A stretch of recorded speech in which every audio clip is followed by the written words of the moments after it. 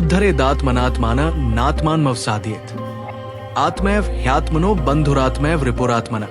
मनुष्य को अपने द्वारा ही अपना उद्धार करना चाहिए, स्वयं को नीचे नहीं गिराना चाहिए, क्योंकि आत्मा ही मनुष्य का मित्र है। महाभारत के युद्ध क्षेत्र में जब अर्जुन संशय और शोक से भरे हुए थे, तब भगवान श्री कृष्ण ने उन्हें एक प्रेरणादायक कथा सुनाई। ये कथा उनके भीतर आत्मबल और आत्मज्ञान का संचार करने के लिए थी।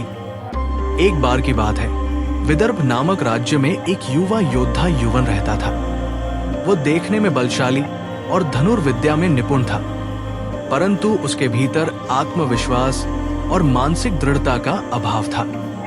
हर बार जब वो किसी प्रतियोगिता में हार जाता या किसी चुनौती का सामना करता, तो वो स्वयं को दोष देने के बजाय भाग्य, भगवान और दूसरों को जिम्मेदार ठहराता।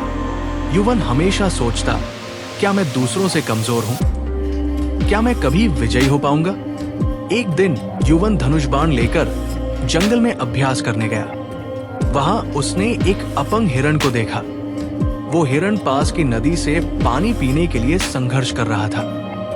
उसके पैर में चोट थी और वो मुश्किल से रेंगते हुए आगे बढ़ रहा था।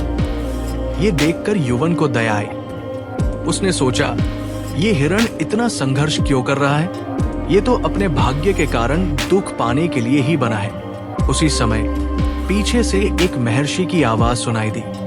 वत्स, क्या तुम मानते हो कि ये हिरण केवल दुख भोगने के लिए ही है? इसे ध्यान से देखो।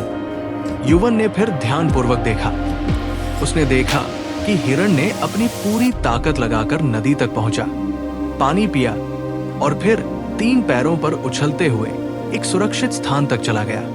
महर्षि ने मुस्कुराते हुए कहा, यह हिरण संघर्ष कर रहा है, लेकिन इसी संघर्ष में इसका जीवन है।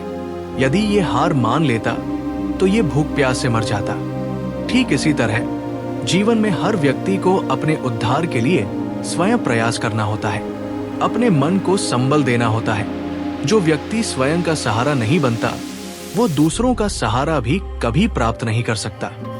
ये सुनते ही अर्जुन ने पूछा, हे माधव, मनुष्य अपने भीतर के संघर्षों पर विजय कैसे प्राप्त कर सकता है? जब मन ही विचलित हो तो मनुष्य स्वयं को कैसे ऊपर उठाए? कृष्ण ने उत्तर दिया, अर्जुन, हर मनुष्य के भीतर 2 स्वरूप होते हैं। उच्च आत्मा, आत्मा जो शांति, साहस और धर्म का मार्ग दिखाती है। निम्न आत्मा, अहंकार, जो संशय, भय और मोह में फंसाकर नीचे गिराती है। यदि मनुष्य अपनी उच्च आत्मा का अनुसरण करे तो वही उसकी मित्र बन जाती है, लेकिन यदि वो निम्न आत्मा के वश में हो जाए तो वही उसकी शत्रु बन जाती है। तुम्हें अपने मन को प्रशिक्षित करना होगा। इसे प्राप्त करने के 3 उपाय हैं। अभ्यास, सतत प्रयास, निरंतर प्रयास से मन को नियंत्रित करो। वैराग्य, आसक्ति, अनावश्यक इच्छाओं और आसक्तियों को त्यागो। ध्यान, मौन और चिंतन, अपने उच्च उद्देश्य पर ध्यान केंद्रित करो और अपने भीतर के सत्य को पहचानो। कृष्ण ने युवन की कथा को आगे बढ़ाते हुए कहा, महर्षि की सीख सुनने के बाद युवन ने दूसरों को दोष देना बंद कर दिया। उसने आत्मानुशासन और ध्यान का अभ्यास शुरू किया। धीरे धीरे उसने अपने कौशल को निखारा और मानसिक शक्ति विकसित की। वो केवल एक बाहरी योद्धा नहीं, बल्कि आत्म संघर्ष का भी विजेता बन गया। अब उसे अपने मन का मित्र बनना आ गया था। उसने अपनी तुलना दूसरों से करना छोड़ दिया और अपने कर्म के पथ पर अग्रसर हो गया।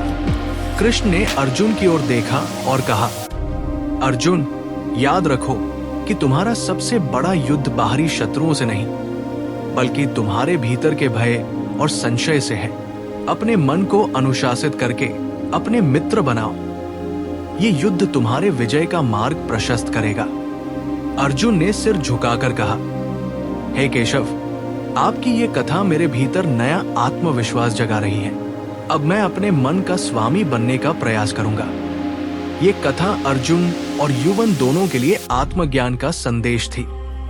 ये हमें भी सिखाती है कि जीवन में संघर्षों से भागने के बजाय हमें अपने भीतर की शक्ति को पहचान कर अपने उद्धार के लिए स्वयं प्रयास करना चाहिए।